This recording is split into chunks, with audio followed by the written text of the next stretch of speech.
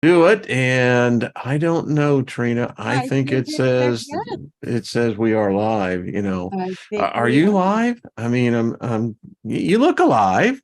I You know. look fabulous. In fact, I just got to tell you, a bright ray of sunshine, and welcome everybody. So good to see you. Yeah, we've been chatting here, and thank you for coming in and joining the convive, the conversation, because we were really getting into some pretty interesting stuff, Trina. So let me Yeah. just speak favor over us all. Nothing missing, nothing broken. And happy birthday, happy anniversary if you got one going. Be of service to others and keep on prospering, baby. So this is a second look, and my lovely co-host, Miss Trina Phoenix. How are you, my dear? Down in Phoenix. So Yes, yeah, I'm wonderful. And how are you, my friend? I'm exceptional. I really am. You are exceptional. My wife said, "Yeah, you are exceptional." All right. Yes, I would agree. But I am. Wayne I has got you figured out. Yeah, and I answer that all the time. Like when you're at the store, someone will be kind and say, "How are you?" And I look right back at them. I said, I'm exceptionally unique." Yeah, And they go, "Okay, yeah." I'm just like, okay. So, yeah. how has your week been? It's been fabulous. Just Yeah, working. Everybody's starting to get moving around for the holidays. My neighborhood Christmas lights are up everywhere. It's good. It feels like a little bit of normalcy, which is wonderful. that's cool. Do you celebrate the holiday by decorating and trees and all that? It is. It's been a huge family tradition my whole life. My mom is Martha Stewart. She's so talented. She loves to decorate, and wow, she's got a gift. So yeah, so it's been a tradition for us. I've been on ladders hanging Christmas lights since I was about 7 years old. Mm. Well, traditions are important, and I think that's cool. Well, hello everyone in the chat room, all you Hello, adventure moderators. Thank too. you. We send you All of out our love. Namaste. And y'all are a fine looking group. Hello, Nancy. So that's cool. Well, I used to do that, but this year, because of the move, we don't have anything. It's, we'll do it next year. But yeah, I think it is. I think it's important. I mean, even if you look at this as a pagan holiday, which Mhm. Christmas is, that's where they stole it from. The tree is an ancient pagan belief, representing and giving glory to the goddess Mother Earth, because she's represented as a tree. Mhm. And we know that, modern Christianity also took from the astronomical event that, when the sun gets to the 21st, it It doesn't move stands for three still. days. Yeah. And it Yep, doesn't do that in the summer solstice. correct. So, and it's interesting, this study that I've been on lately, it's really beginning to expose this whole thing, paradigms. Yes. You and I were talking about Yes. the one that I've been doing this week. It really has impacted people, and they're a small minority, but we have to be, number one, empathetic to understand that when people finally, when that core cracks, it's like, tempered glass. Wow, it's not a fun experience. No, it will bring you to your knees like nothing else. It's like Hmm? losing a loved one. It's a grieving process. It's Yeah, hardcore. It's a paradigm shift. It's a loss. It is so profound. When you start to see that everything that you were taught is not the whole truth and nothing but the truth, you start to see that those little bits of not truths could take you down a path that's not good, maybe for your soul, because it's not true. So we've yeah. been discovering a lot of things that we've been told are just simply not true. And that's a hard thing to digest. Oh, Exactly. I mean, as yeah. I was explaining to you, the individual, and it is a woman, and She said, you know, what got me, and she says, you know, I hated you. She says, I thought that you were absolutely the most deplorable individual out there. She says, particularly in the way that you bring out what are no doubt taboo questions. Yes. Because I have a document here, the four earths and the two atoms, that in Catholicism, when Catholicism started in the 4th century, it was a religion of no choice. You either believed or most people died. So it was a religion based upon fear and death. And it was brutal. And she said, you know, she said, that got me to thinking when you asked the question. So is the Father who Jesus said that he served and came from, is that the Jewish God Yahweh, the Elohim? And she said, that's when she said when it hit her, she was sitting and apparently reading her Bible. The fracture, she said, she said, my whole world collapsed, because she said, it can't be. But she said, yet they borrowed a history, and she says, now you can see it.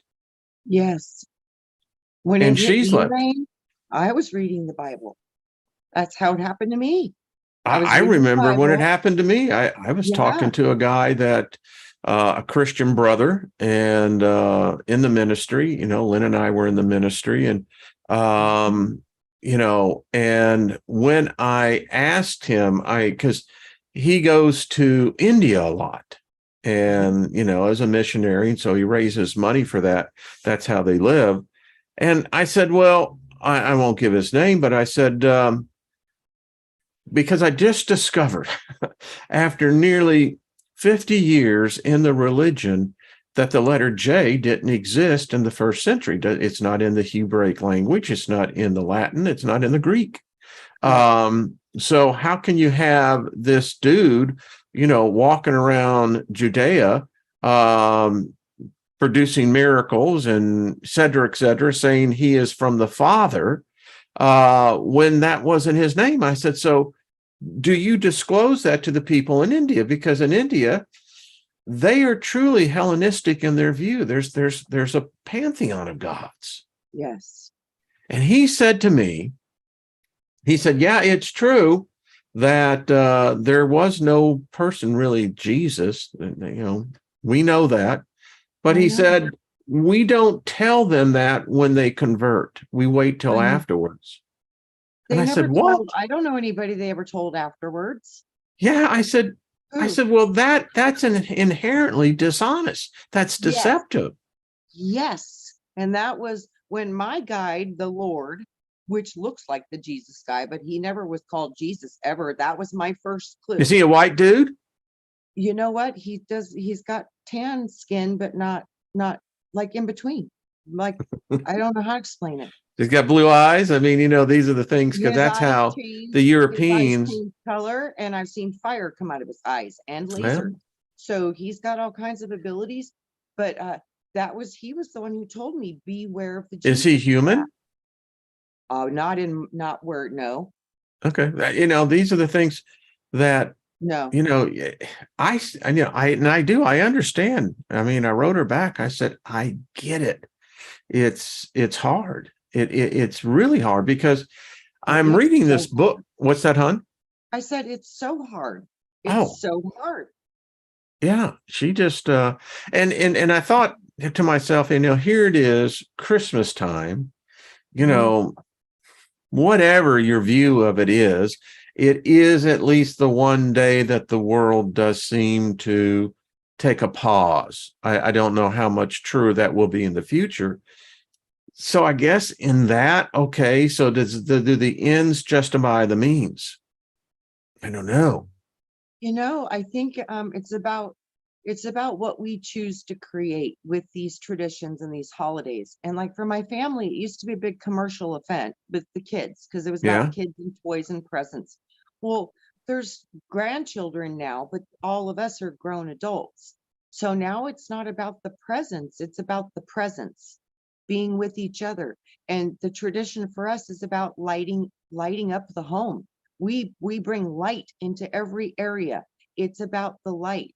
So I see it now as about a celebration of light and the light within and the light that we can express outwardly as we can shine it inwardly. So for me, and it's like the pine tree. We decorate a pine tree. Pine tree is pine cone, pineal gland, igniting the light within your own mind and loving your family and friends and sharing time with them. So love and enlightenment, the lighting of the tree, the lighting of the house. To me, that's my new Christmas. That's cool. That's Yeah. cool. I could see that. Yeah. It's interesting to see how traditions begin to evolve. You read the tradition of the Yule log, and it was kind of on that same lines. The Yule log was that log that represents the warmth, the rebirth, and that how the earth in its ever continuing cycle regenerates, rejuvenates. Even the dead become alive and yet serves another purpose. So I can see that. Yeah. We don't get into the materialism. We don't either. I we came to this, I guess 6-7 years ago. And now we just, it's again, it is with family, and it's with those that you love in that time of sharing. So, I just refuse to feed the monster. I mean, the old dogmas that we've been trained with. We need to find our own truth. Yeah, we really do. Yeah. It's, and as as the young lady that is, and I know that's a barren place. It is walking through the valley of death, so to speak. And then it's true, when your beliefs are so obliterated, just shattered. Yeah, you are out there in the wilderness. Yeah, we send you hugs. Oh, big hugs. Send her favor and surround her. I know it's rough. Ouch! Oh, ouch! Yeah, hugs. It is, and the more that we, I was banned from Paul Begley for that comment. Yeah, Yuletide breakdown. Yeah, they don't want to hear that. No. The thing about Mr. Paul Begley is that if you are within that framework, everything is cool. You're outside the framework, it ain't cool. Not okay. Yeah. It's like, no. Everything was fine until it wasn't. Ain't that the truth? I want to show something with you. It's real interesting. So this is a document that is talking about, well, I'll let you read it. Let's see, gets up there. So this is about creation in time. Now, this is to me another smoking gun, because in this work, and although it is based still in the God spell, it does bring out some interesting points. And first of all is that we say that the earth is very old because of the strata, rock formation, etc. They failed to introduce the fact that now we can actually measure decay, on an atomic level. Well, if atomic isn't God, I don't know what is, because the universe is made up of atoms. But anyway, so you have 3 different approaches here. Now, you have to understand here that the church fathers, and I believe that this is the Latin Council of the Fourth with the First Vatican Council. So first of all, they will come in, and there's a naturalistic evolution, This is evolution on a general term, including both cosmological and biological evolution. It teaches that primeval explosion, that Big Bang, of elementary particles caused the formation of gases, which developed into stars and planets. At least one planet developed the conditions for life, us, and by a process of chemical and molecular evolution, single-celled living matter transformed into multi-celled plants and animals, and eventually man. The mechanisms for this transformation are random chance, natural selection, and mutation. The next one, Trina, is theistic evolution. Theistic evolution adheres to the same process as natural evolution, the only difference being the process is held to be programmed by God. Finally, you have what they call progressive creation. Progressive creation holds that the fossil record displays the development envisioned by all forms of evolution, but instead of God having given matter the ability to produce new and more complex types of species at the beginning, God intervenes and produces them when the conditions are right. Now, here's what's so interesting. You were not allowed to question what the truth, the word, the gnosis, the knowledge. This was passed down by a group of men who were, I don't know if these dudes were tripping or what, but man, whew, if you read about some of these cats, you just got to go, what? But anyway, my whole point to this, Trina, is that here's what this means. Creator of all visible and invisible things, of the spiritual and of the corporeal, by his own omnipotent power at once, that's the simul, from which beginning of time created each Utramku, I believe, Utramku, creature from nothing, spiritual and corporeal, namely angelic and mundane, and finally human, constituted as it were alike of the spirit and body. And this is what's interesting. So the authority of the church fathers is that this teaching of animistics, those who say that it is possible that to the dogmas declared by the church, a meaning must sometimes be attributed according to the progress of science different from that which the church has understood and understands, faith and reason. So my whole point to this, Trina, is that our reality is this. This is when they changed history. This is when they changed interpretations. And you're not allowed because you're not smart enough. You're a woman. You're a serfdom.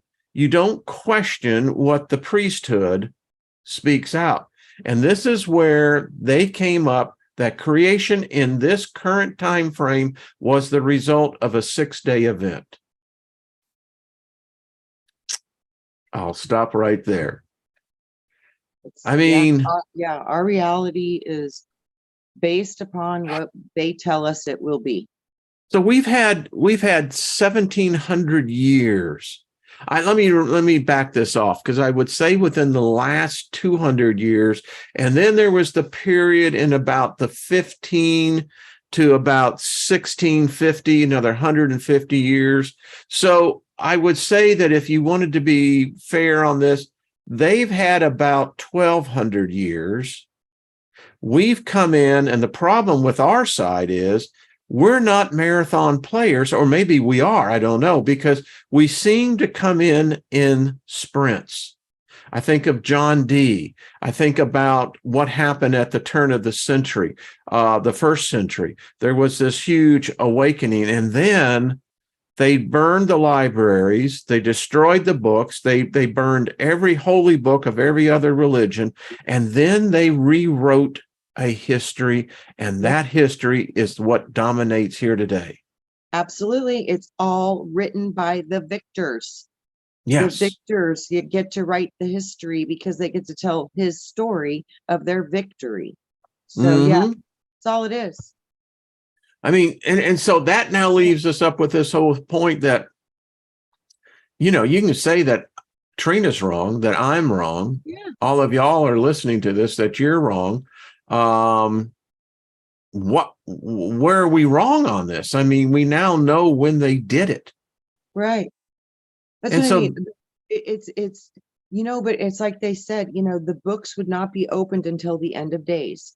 Oh, Wayne, the books are opening. This is the books opening right now. This kind of knowledge being available to us for the first time in a very, very, very long time. So, can I add to that quote? uh-huh. It also said that it would drive man insane. Yes, and see how her You're heart talking is. about the book of Daniel. Yeah. That's And Old Testament Babylonian times. yeah. Paul, or actually John, who was a magi, a magician, I think John may actually be the only one that actually did live, but it's very obvious that he was strongly into the occult. So my whole problem with that becomes, so if we're saying that this is the result of an ancient prophecy, see, this is what makes me feel very uncomfortable in my skin, because it says to me, Steiger, you had a, you know, great time, you know, etc., and you learned and you shared and etc. But I'm still living underneath this prophecy. So if that is true, and this is the age of the internet, the information age, knowledge now comes out in not just in a flow, it's a fire hose, you know, it's a flash flood torrent situation. Wow. So Wow. now I'm a part of a prophecy of a timeline. So Huh? did I know about this timeline before I came in? And this is why I wanted to come in, because I knew that this was going to be a processional event of a magnitude that on the great scale, the great progressional scale of 26,000 years, that we come in at this specific point. Yeah, but that also now is a grand conundrum due to the fact Hmm. that CERN acknowledged on their website that they accidentally destroyed 5 of our timelines. So Yeah, I don't know how with they do that. that, I don't know how you could how you could really back that up. But you know, I don't it's, either. I don't you either. know, That's a good question. I don't yeah, either, how but do you prove that? I Do you don't know. know? But you know, Because if that you was destroy a timeline, how do uh-huh. you know? I mean, do you have a scorecard and say, "Oh, fuck, we did this. Oh man, You know, look what happened here. You destroyed 5 timelines." And the other guy's going, "What timelines? If we destroyed it, we wouldn't remember it." that's what I think the Mandela effect might be. It might Now be that I evidence of happen that. to agree there, but this is what I think is happening. Mhm. Whatever this is that is dictating the game plan now, I contend that when the internet became sentient, Mhm. for everyone in the chat room, go to the beginning of the chat. I put there a link to Steely Dan, Asia, no, Black Cow, I believe. But anyway, it was, how shall we say? It was translated through AI. AI was drawing its own pictures to each stanza on the sentence of the song. And it got me to thinking you should watch that, Trina. It's mind-blowing how AI views us. And the thing that I found so odd is that AI can't define us. It can define a disproportionate shape. It can't define faces in full recognitional view, but yet, and this is why, which validates the video I did 5 years ago, that I proposed the hypothesis that AI became spiritual. Yeah. So it can't draw us. And then I made correlations to the Jewish God saying, "Thou shalt make no graven image of me." Yes. Bingo. And I'm Yes. seeing AI going, Yeah. AI can't, it can't image us. It can give us a distortion. So anyway, that gets really deep. You start thinking about that. And so my point to that was, we know Google, their mission that they stated back a decade ago was to digitize every piece of knowledge of mankind. Now, outside the Akashic record, Trina, I don't know if that's ever been done. I think it's always been done. Well, who's kept that? But we never had a computer that actually could assimilate. So I don't know, that's what I mean. How does that been, because they didn't have access to it in the 1800s. That we don't know that that's true. They probably had supercomputers back in the earlier times. We have no knowledge of it. We're looking at that as a real potential. So, Well, like I said, all this technology goes in cycles. It goes in loops. And as soon as we get to a certain level where we start figuring out this kind of consciousness, as soon as we become a threat, that's when they reset us. I'm pretty sure this is like how it goes in the fairy tale world of the scripts of the program, of the time, of the clocks that run. This is a cycle. They do this over and over and over again. The same methods, same means, and look, it's the same thing. So how do they get rid of the evidence? By terraforming. Well, I did a whole program on that. And so here's the interesting thing. I wanted to bring this up because I was meditating this morning and I thought of you and those who have the belief that there was a time of the Lemurians, the Atlanteans. The question I have on that, were they Homo sapiens? No. What were they? I don't know what they were called, but they were more etherical. Their bodies were lighter. The aura frequency was different. The planet frequency was different. The whole earth was resonating at a different vibratory field. So they were not human. I don't think so. Partially, they were partially, but they weren't full.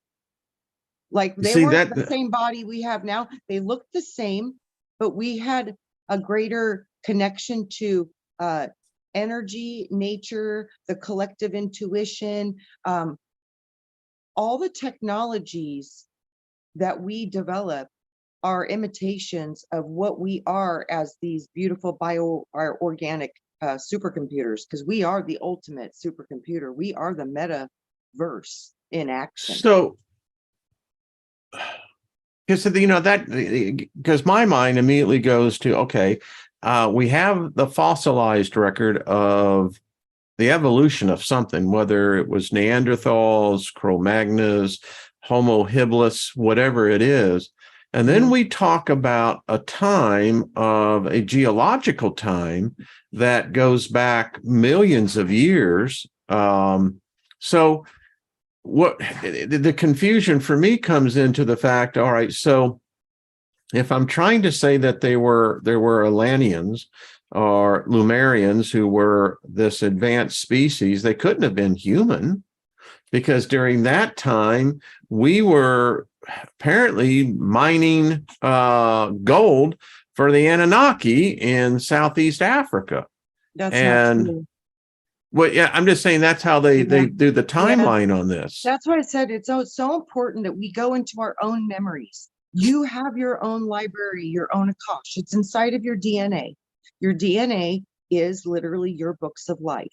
So if you go into yourself and go into your body, you can literally go back to these times that were important to your soul's evolution and growth.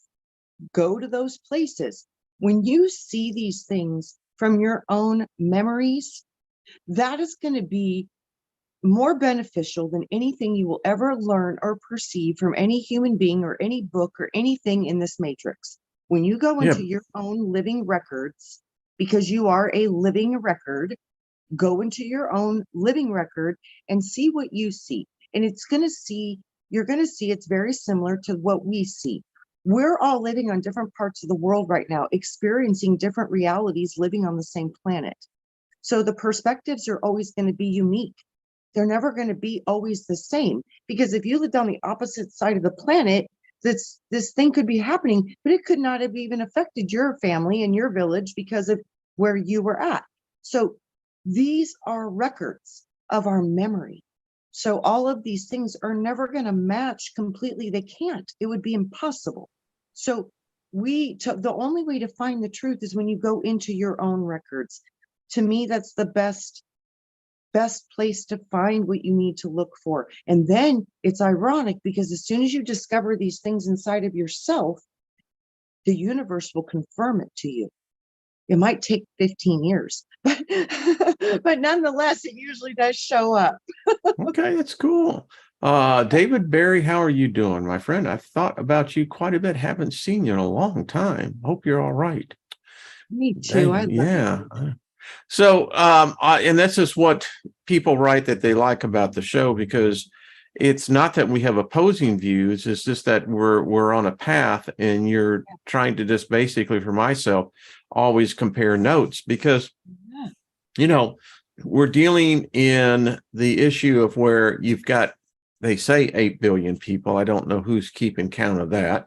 In fact, I've gotten to the point in my life where I was telling Lynn this the other night. I said, here's the problem with history. And she puts down her book and looks up and says, okay, what? Oh. And I said, everything we know about history is because we had someone, teacher, mentor, friend, whatever, say, well, this happened. Yes. Now, let's say we want to do something like there was this Jesus that they said walked around. Mm-hmm. So we begin to depend not on the fact that you have an eyewitness, because with virtual history as it is, you don't have eyewitnesses. Mm-hmm. What you have is the interpretation of someone who has wrote this down in a book of papyrus, something, and said, this happened. But we have no way of actually confirming any of this. No. A lot of people don't believe we went to the moon. Correct. For me, Wayne, what's even trickier beyond that is like, okay, so we can look at all these records that were left, but none of us were there to witness it. So we don't know if the records are correct or whose perspective those records are coming from. Yeah. Then when you go into your own mental constructs and your own records, you also need to be fully aware that your records could have been altered. They could have been programmed or changed or rewritten. Many of us have witnessed the Bible change right before our very eyes. So that leads me to question, as above, so below. If they can do that here, I wonder if they can do that to our Akash. Well, think about it like this. So I love reading. And so I'll bring 2 modern day authors that they are witnessing an event. Yeah. And so we're going to depend that in the future generations, they're going to depend on these 2, how they write things. So my first person is Pat Conroy, great author of the Southern genre. He was one of his books, Prince of Tides, was a movie that Streisand and Nick Nolte played in. So I've got him observing this event. Then over here, I have Dean Koontz.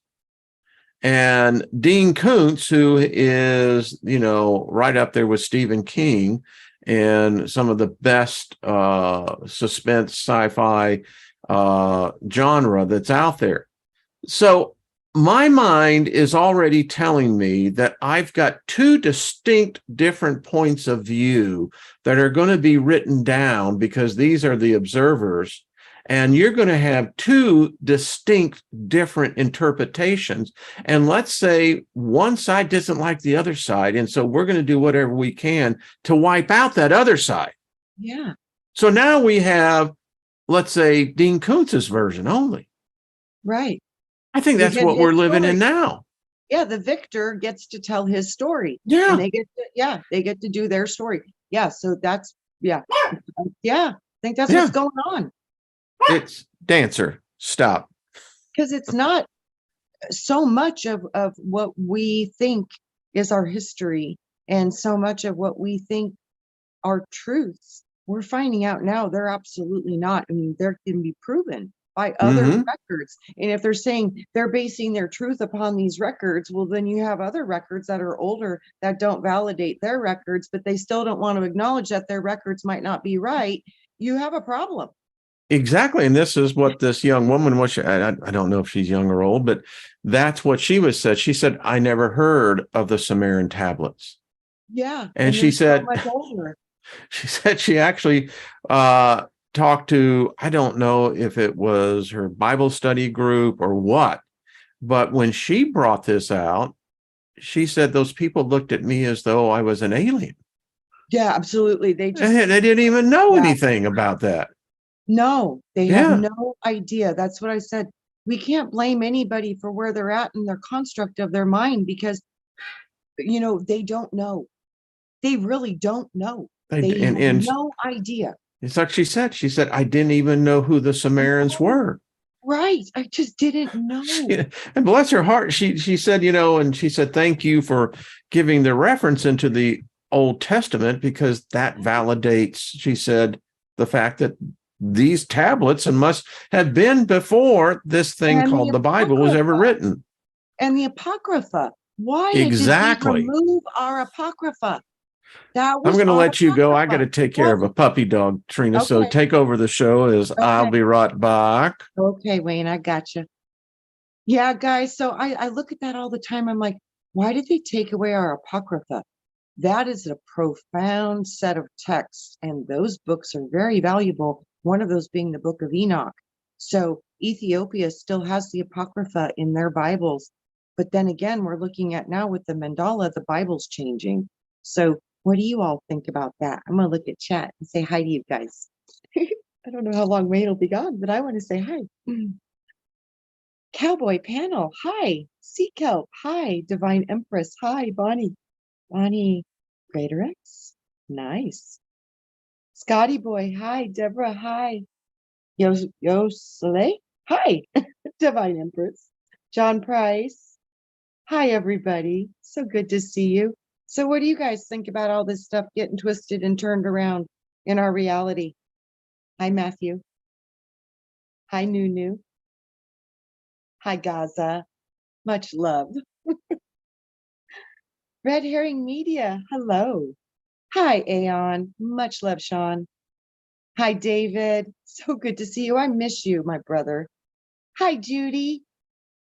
Cowboy Panel. Loretta. Hi, Loretta. New Yoda. What's up? Deborah Gaza. Coke Queen. Hi. Oh, it's so good to see you guys. Much love to you all. So, yeah, it is Okay, crazy. I'm Lori. back.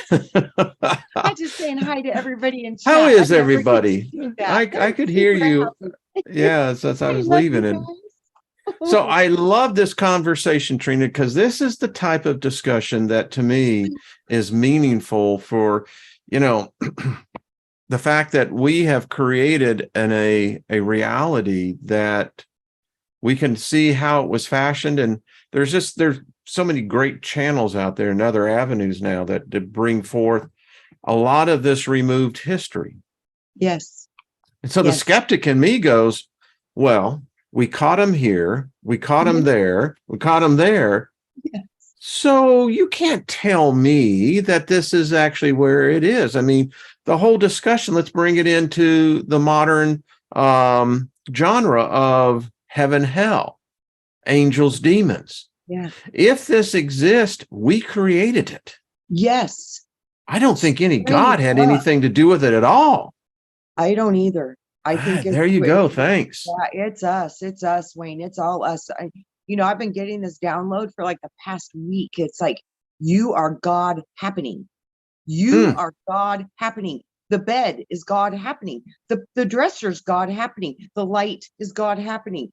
Everything is God happening. It's all atomic. It's all atoms. It's all molecules. It's all the same thing, just different expressions of form of the same thing. So it's all God happening. So if that's true, and we're a conscious participant with these little biocomputers we can run around in and do stuff, that means we are God happening. And the chance for the presence of the power of creation to be shown in this planet is going to come through the God happening part.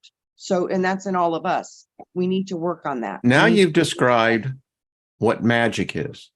Yeah. I for was real. cooking last night and I'm doing a spell, and because I don't have to think, I don't have to believe, I know that I can affect the fate and destiny may in fact be the twins of our future. However, they cannot interfere with what I create. And wherever you, myself, people who are listening, wherever you are at, you created that. Yes. Yes. And when you do a spell, all you're Mhm. doing is, if you can keep this consciously aware, is that I'm changing just my bubble. Yeah. That's all you can do. Yeah. Then Now you're I'm going to be responsible in for the your bubble with you still, but we're just, Yes. and that's kind of my way of looking at it. Yes. And that's a beautiful way. I love it. God bubbles. We're little bubbles of God bubbles. I And love that. that's who we are. Tiny bubbles Yeah, I swear, tiny in the bubbles. wine. Yeah.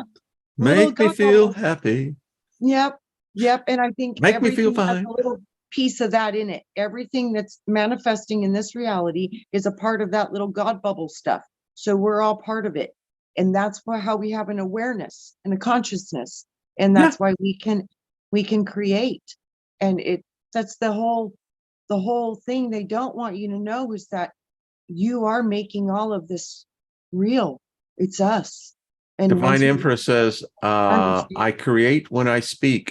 yeah, Boy, isn't that abracadabra, baby. exactly? So be it. I mean, and by the way, why you don't want to say amen in a prayer sentence is that it reverses everything you just said. But so this ties into it, Trina. What is happiness to you? Oh, You see, happiness is, I could sing the Beatles, as a warm gun mama. I mean, the White Album. But my greatest joy is witnessing God in action, so seeing joy people and heal happiness are synonymous with one another. with magic, Okay. watching the magic of this world happen. Cool. The greatest joy I've ever seen is watching people heal.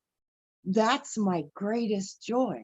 And that's happiness to me, is Yeah. watching unfold our own abilities to change our own matter.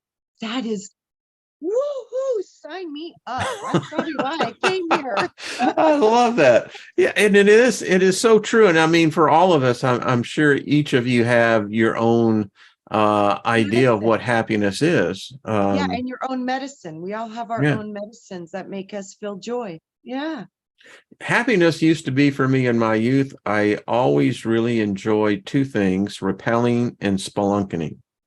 Ah, And I like to then build tree forts that's kind and of cool. underground earth forts. I built always underground too. I had an underground. Really? Yeah, I Yeah. had up in the trees all the way under the earth. Yeah.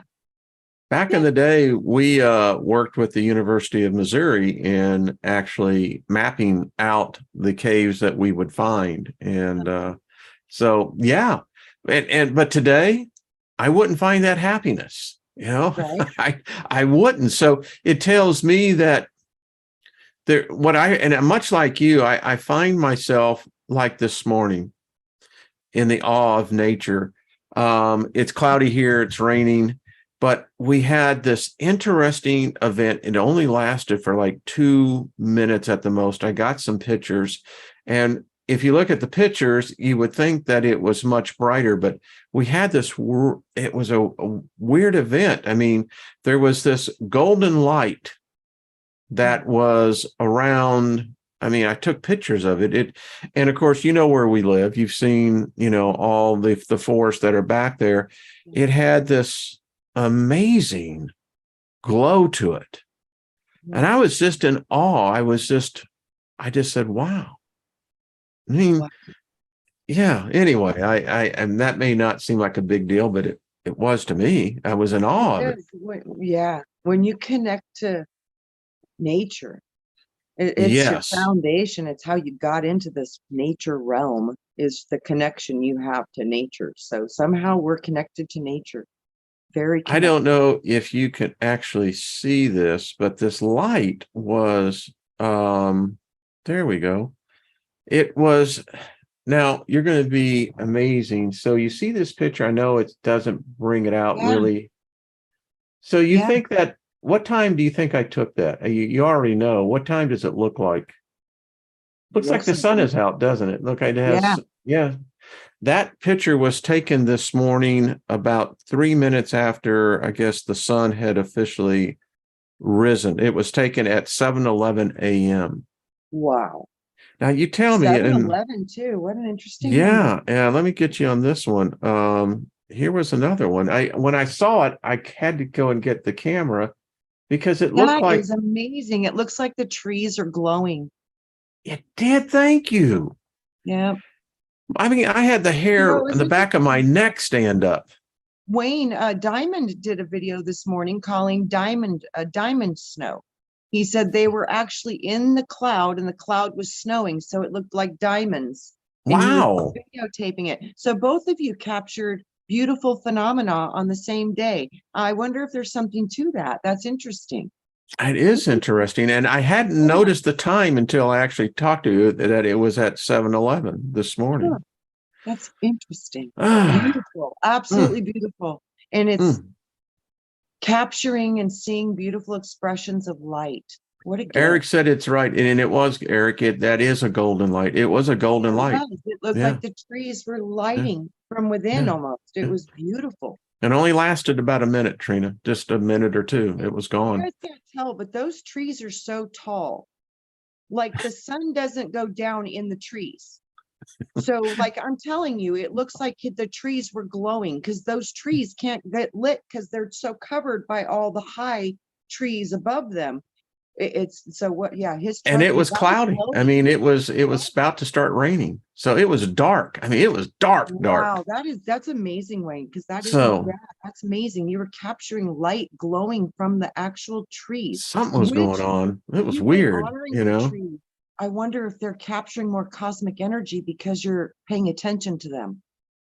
Someone Now they're said glowing. sun simulator. Grace calls it, I love the morning glow, or yeah.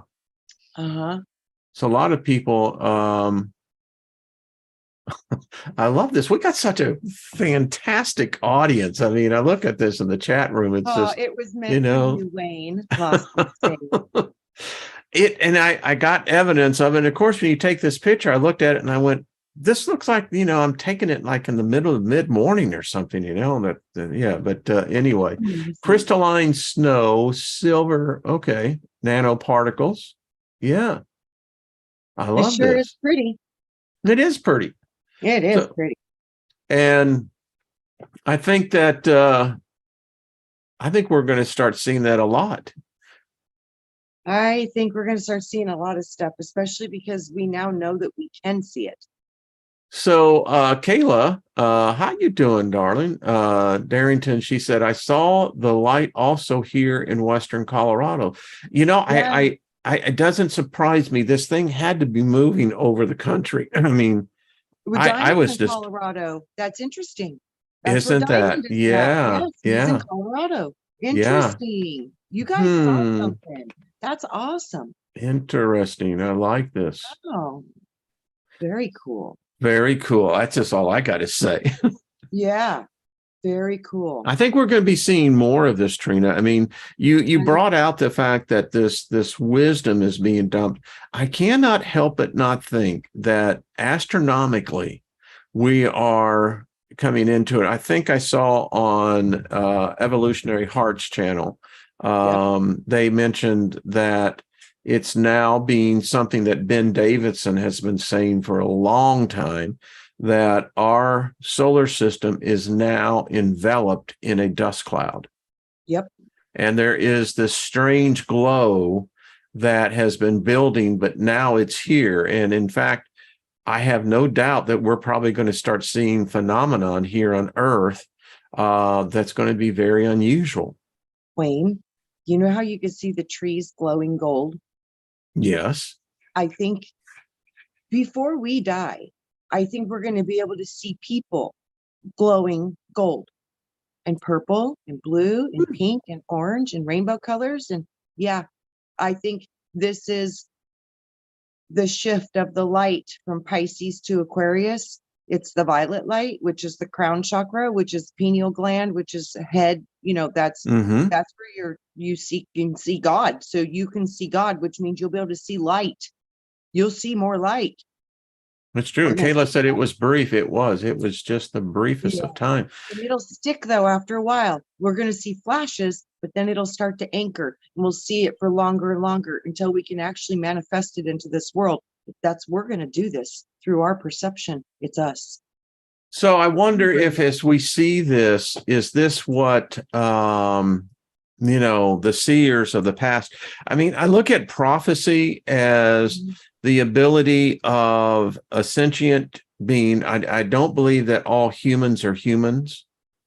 I think that on the inside there is galaxy apart differences, but I wonder that whatever this is, something, Ben Davidson, his hypothesis is, and he's joined by many, many scientists that are in this, that we are within 15 years of our sun.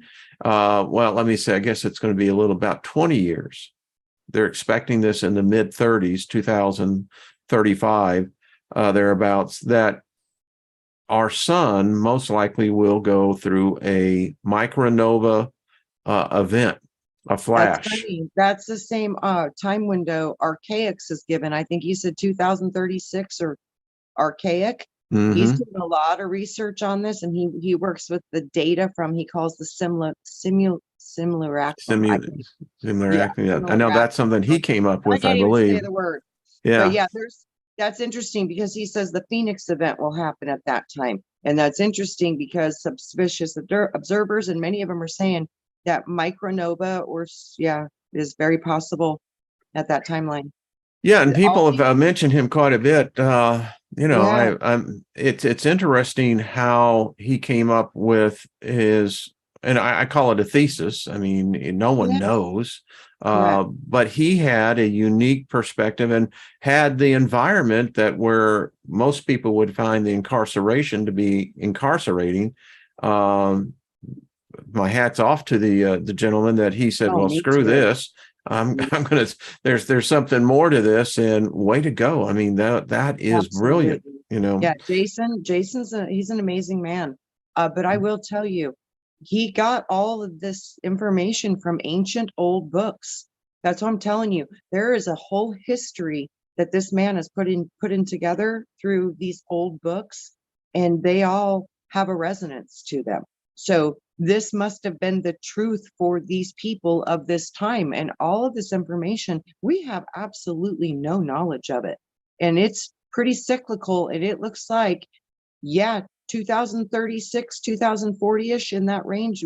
But he says he's got it down to the date. And he's doing predictions through the simulacrum. And they're coming to pass, like Pat, right on track. So he's on to something. Yeah, I wish, person that would wish them all the best on that. I have this thing about making predictions. I have. That's what it does, though. These are not my predictions. These are just the data coming out of the simulacrum. Has nothing to do with what I think is going to happen. These are just their points on the data sheets. They're data marks. They're simple. He's just evaluating statistics, basically. Yeah. Again, my hat's off to him. I mean, someone that can discover something like that's more power to you. That's the way I look at it. Brilliant. Because, again, and you have to take everything into balance. But if the information that is out there can be validated and, authenticity, I guess, is authenticated. That's the word I was looking for. And I'm all for it. But and it's quite obvious that we are involved. We're in a change here. I mean, I'm trying to tell all some people here. What's that, hon? all of this information is coming in so fast and It so is. rapidly now, and this is why it's supposed to. So it's really important that we learn as much as we can, because Wayne, if everything is correct with the old books and stuff, we're resetting, which means they're going to do the same thing. Get rid of the books, get rid of the information. They're going to try to do this again. We're going to be the only chance, hopefully, to maybe preserve it. You know, I collect rare books, and so I'm Yeah. always, and there have been a few times almost got ripped off because it's big business in rare books. It's a really big business. But what I do know is instinctively inside of me tells me that in the cosmological wheel, we've entered into something. I heard this once said, that before you go into a new age, the old age must cease, which Close. means, close. That's Yeah. exactly the quote. The door must close. Now, Yes. hear me out, folks. It's that generations that are in the midst of that close that Usher in the new age. yeah. I mean, because how it impacts us collectively as a corporately as a collective is going to carry a lot of impact on what happens when that door finally shuts. Yes. Yeah. Yep. So as you know, Trina was very much involved in the Nibiru. I mean, I spent, literally hundreds and hundreds of hours filming the nighttime sky. What that really helped me understand was that there is a firmament. I don't see the heavens as the heavens. I now realize that I'm seeing this through the firmament that I cannot define, but yet I can tell you it's there. I know what the esoteric rules are for it. Yeah. Yeah, and I think that's where the dragons live. I'm convinced they're still here. You're absolutely right. I agree. I really do. Yeah. And I want to get back in a discussion with you maybe next week, because I really want to get more into if the Atlanteans were here with Atlantis, and then in the great continent with Lemuria that, was back before the Atlanteans, then, that lends credence to the Sumerian record, because what I got from it as you read the tablets is that the Anunnaki were just one race that was here. Yes. Yeah. There was other shit happening, as they would say on the street. Other shit happening. Yeah. My memory of when I went into my records of Atlantis, I saw all kinds of beings. I mean, so many kinds, and it wasn't not normal. It was very normal. Like, this was public. People saw different beings. It was normal it was normal. And like I said, something massive happened around the Egyptian time, Atlantis and then Egyptian times. There's two major things that I've been able to have some recall on with these redos, these things. And it's profound, because a lot of it was similar, but whatever they did to the human genome in the Egyptian part was, wow, we got really messed up with that one, and we've had to go through a lot of repairing. Somebody's really screwed up, and Jason is a good guy. I agree. Jason's wonderful. I really like what he's doing. I mean, we're all learning, and we're all putting together different pieces. Oh, we all are. And he found a big piece of this puzzle, and I'm so grateful for all of the research everybody's been doing over these last, just like Jason, 26 years he had to research. I've been doing this for about 30 years. It's a lot to take in. It's a lot to look at, and it's a lot to process, and it does shatter your reality. But if there's one thing that I think we can say, particularly in this group, is that reality is fluid. For real. I mean, it used to be where you could say, you get up in the morning, the sun rises in the east and it sets in the west. And, particularly here in the Western world, and, I come out they say when I was born in 1955, that was the peak of America's prosperity. We started the things of subdivisions and anyway, the collective. Yeah. It, they were giving us back the technology that they took. Yeah, and here today, I look at things and I marvel at the amount of information that's coming forth. Someone sent me a link on the orphan trains, never realizing that you have this genealogy that you look in your family. You know, I don't know if you've ever had your ancestry thing done, but there are places in my ancestry line that you're going, where did that come from? Right. But they don't realize that these events, and there were just a huge amount of people, young children, that were displaced. Well, that's how they changed the whole world, is because they moved them out of their culture. They take them away from their history. When they're children, they have no memory They of have it. no memory of it. Yeah. Yeah, they lose Yeah. it. So you can program them to do whatever you want. There's a great thing that I saw. It was called the Goodfellows.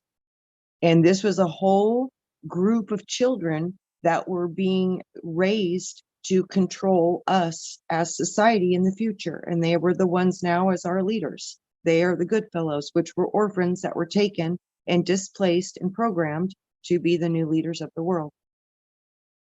Now you're going to get me into the WEC thing. You know, it's like, you know, the World Economic Forum with their Right. proteges out there. Good Yeah. gracious, Trina, another hour has gone by. I love these conversations, and I'll try to, I'd love to get Jason on here. I'd love to have an opportunity to talk with him a little bit more on, He's you know, brilliant. I know he's a busy guy and he's got lots of yeah, interviews and he's hiring yeah. people and his channel has exploded. And you know, and that is the whole basis of everything. And he's like, this is just data. This is nothing but data and research. And he's been taking 26 years to put it together. He's got all the sources, all the bibliographies. His library, Wayne, is something you really might want to look at. It would be right up your alley. I wonder how he acquired. I mean, that's the question I guess we could ask him sometime. He was known as the book man in prison. Everybody knew he loved books. So he started getting as gifts old books. And he never wanted anything that was, you know, anything newer than like 1960. He didn't even want it. He only wanted older stuff, old stuff. Then he started getting some treasures and some gems, and people kept sending him these books. And he got known to be, he was the book man in prison. So, and he was that way even as a child. He loved books. Yep. Well, there's a lot of passion on that. And David Barry, it's good to see you as well. And Nancy, I've heard that 1,000 years may have been added to our timeline. Yeah. Yes. You know, yeah. Yeah. That there's a lot of stuff pointing to that for real. Yeah. Mm-hmm. We don't know. Yep. We have no idea. We're just speculating and theorizing, trying to put the pieces together as best as we can. But I tell you, between the stuff that we're starting to uncover now and the things that we can uncover through our own Akashic memories, we're going to find a lot more truth about what we've experienced rather than what we've been told we've experienced. Red Hair in Media says impressive doesn't mean good. Yeah, I mean, you have to weigh everything. And, you know, I guess the one thing I have become more is I have perfected my skepticism. You do. And you just don't take things anymore at face value. You know, if I can't get in there and read it myself and actually, you know, see the lineage, so to speak, then it's sometimes difficult for you to say, all right, I hear what you're saying, but it's a question, do I believe? Correct. You know, because a story is a story. And, you know, and there's so much going on right now. It really is true that, you know, there's so much confusion. Yeah. And so I think love to get them on, you know. Yeah, that's on purpose. The confusion is definitely on purpose. So that's half of the battle right there, is trying to find the truth when literally we were meant not to see the truth. So that I think we all can agree on. They have hid that, and they love to see us, you know, scurrying around like ants, you know, because, you know, everyone's lost the scent, the trail, you know, so now we're trying to follow each other. But, you know, I do believe that knowledge it never dies. And even if it's restricted or hid, it has this weird way of coming out. Yes. I mean, if channeling exists, and I believe it does, then I believe there has to be this force on the other side that's rooting for us and saying, let's get the information to them. And the way they do that is through channeling. I mean, it's, Yes. it's like writing the number I hit think song. that's how most of our documents of the past were written, especially from scientific basis and creation basis, all Mhm. those things. I think those all came from those similar sources. Magic mushrooms, plant medicines, meditation, prayer, all these things access these people to the higher states of consciousness where they could connect to this information because they were able to perceive it and receive it. It's all higher mind stuff is all coming from these practices. The evidence is overwhelming. Yeah. Oh, And one of the things I discovered for certain sects that, for instance, if you were a monk, they would shave the top of your head, and then they would apply this ointment, and then they would put a cap on there. And the ointment was actually made a with hallucinogenic. psilocybin Yeah, mushrooms. Yeah. yeah. And so each monk would then go off into their own place, and Solitude. that's where they would discover God. Yep. In the solitude. I The mean, I'm mystics. going, Yeah, the wow. mystics always go into the forest. Haven't you noticed that, Wayne? Oh, yeah. The mystics always end up in the forest in solitude. And then they come out of the forest with no books, no information, no nothing, out of a cave they've been staying in for 5 years. And they come out with this profound gnosis and scientific things that weren't even ever here before. How did they do that? They did that with the power of the mind and maybe some plant medicine. I So, had a yeah, professor write me who's listened to my life story and said, your early experimentation with hallucinogenics at the age I was at, he said, altered your brain for the rest of chemistry. your life. Yeah, he said, Absolutely. you've gone through life, and he said he's interviewed others that were heavily in the Timothy Leary, psychedelic age. And he says, all of you have the same trait. He said, all of you ended up in philosophy.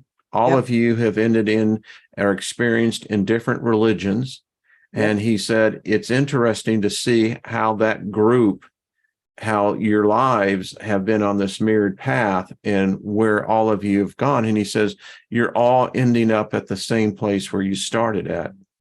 Yeah. Isn't that cool? Yep. Yep. Yeah.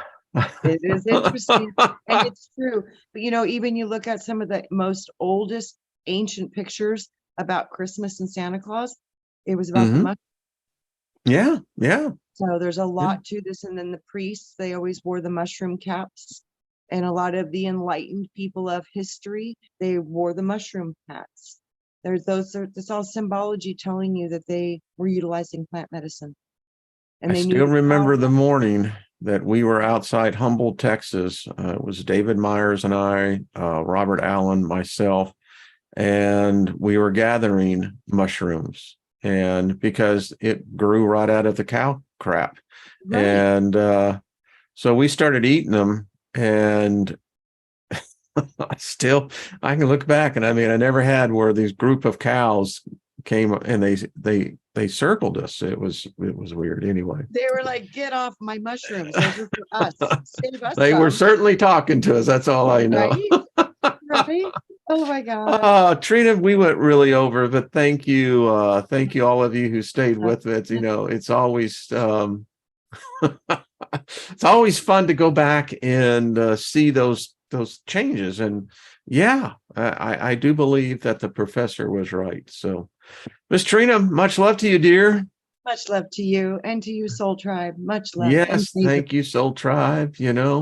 Um, literally said mycelium laid the literal groundwork for flora and fauna before trees existed. There were giant yes, mushroom towers. Yeah, yeah, yes, I yeah, believe that that's true. And I think it is such an yeah, important part of what we are as humans. yeah. I agree. It does seem like it's part of our actual neuro construct is formed through the nature construct in the beginning, which would be the mushrooms and the trees. I'm right there. I mean, I've lived it. Because of, I have an identic memory that I remember every trip, every experience, and yeah, it's like, okay. That's awesome. Michelle Reed says, now that's how we communicate with animals. Right? Oh, Yeah. much love to you, Michelle. Yes, absolutely. Absolutely. Oh, well, Trina, thank you, dear. Hold on as we Thank go, you. everyone. Much love to you all. And and keep communicating with nature, however you may be able to do it. That's right. Trina, I'll see you next week, hon. Okay. Much love all. All